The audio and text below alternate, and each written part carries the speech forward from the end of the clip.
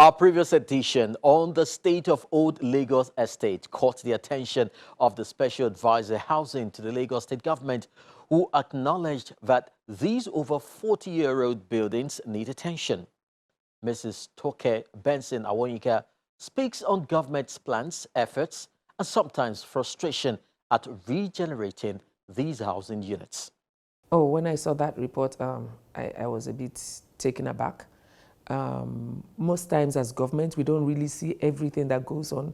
So we act on reports. And immediately I saw the report, I put a call through to my publicity officer and I asked, okay, we need to respond to this. We need to let the people know what we have in mind and what we are putting in place to put this housing estates back into good use. So we also need the trust of the people, telling them that when we come in there, it is for their good. It's not to displace you. It's not to take it away from you and give it to the rich in society. It's to put you back in there because it is the job of government to protect lives and property. And if we don't secure the health of those people there, we had a pandemic and we still have the pandemic.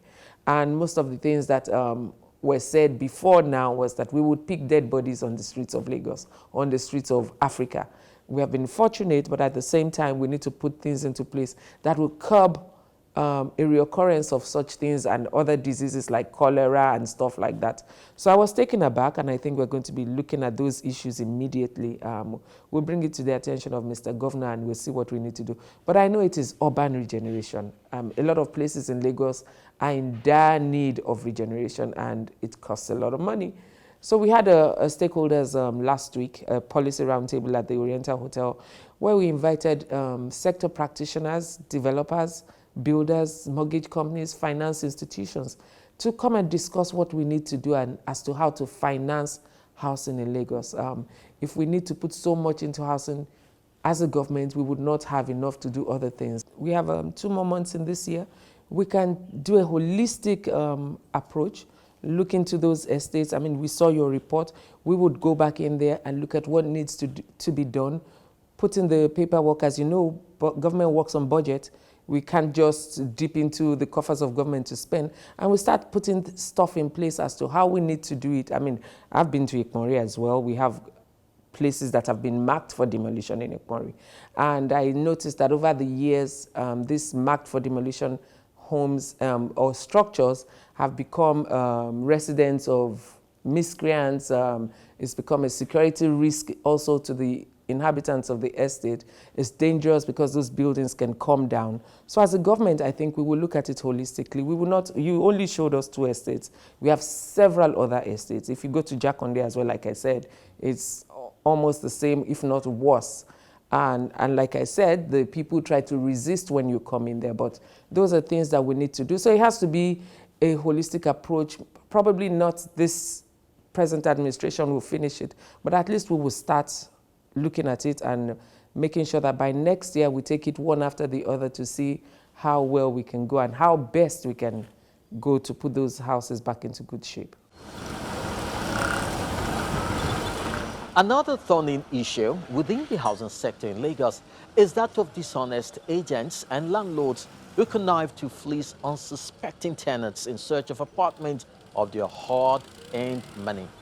She says the state government isn't folding its arms and just watching. She explains what the government is doing to tackle this trend that has cast a dark shadow over the Lagos housing sector for a pretty long time. Recently, I would tell you a story. On my first day in office, some placard-bearing people came to the ministry, and they even had my name on it because that particular department is under the special advisor to the governor on housing. So I was wondering, oh, politics is over. What are people carrying placards for? And it was like, help us, come to our rescue. And that was when it was reported that 268 people had been defrauded in Ketu Alakbere. So we looked at it. It was a 15-unit structure, and people paid monies, 200 people, over 200 people paid monies for a 15-unit structure. And we took it up. We're going to be prosecuting. We're going to make sure that we get that, whoever that culprit is, we're already in court. We're looking at what we could do.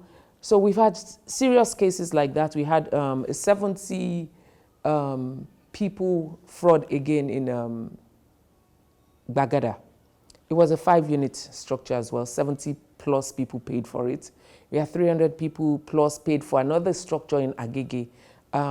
Recently, in Awoyaya area of Lagos, we also had about 148 people fall victim to another developer stroke agent. So we really cannot say it is the developers or it is the agents, because we have seen that when a structure is coming up, there's some caretakers who sit there and there's somebody there saying to let, somebody is picking up funds, somebody is picking up, giving invoices and writing receipts, and account numbers are being given to home seekers. Pay your monies into these accounts, and at the end of the day, you pay your money and you find out that over 300 of you have paid for one single room. So it's occurring, and we thought, okay, this cannot continue. So in February 2020, Governor Mr. Babajide Sanwo-Olu decided to upgrade that department into an agency, and it's now called the Lagos State Real Estate Regulatory Authority. So we're looking at such issues. We're coming up with regulations for sector practitioners. We're sanitizing the industries. We've gotten the buy-in of practitioners in the sector, because when these things occur, it also becomes a sector that is not viable for business owners. It becomes a sector that people are wary to put their monies into. And at the same time, we need to protect them as businessmen in Lagos.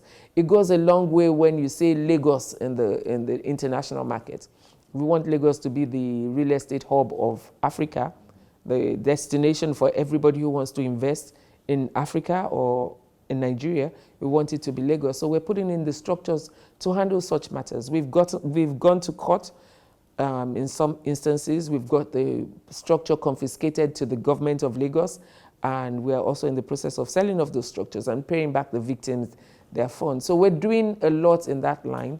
She has a word for Lagosians in search of apartments to own or to rent. We have a slogan. It's called pause before you pay and pause before you play. And you know, in real estate, we play. So, and when we try to say it in Yoruba, it says Duro Koto Sanwo. It's coincidental that it matches the name of our governor. But Duro Koto Sanwo, make sure you put that due diligence before you get rid of that money that you so really want to get rid of when you're looking for a home or buying a home. Make sure that you find out if that person is duly registered with the Lagos State Real Estate Regulatory Authority. And then we can always come to your rescue if anything happens as a government. We also need to encourage them that whenever you want to deal with that sector practitioner, please, please, please ask for the LASRIRA ID. Ask them. There's an ID number attached to everybody who is registered with LASRIRA. Either you're an agent, you're a marketer, you're a developer. We give you an ID number that you can always give to the people of Lagos. And they can always check on our website. It's called www.lasrira.com or www.lasrira.lagosstates.ng. As long as the surge in Lagos population continues, so will the pressure on various infrastructure.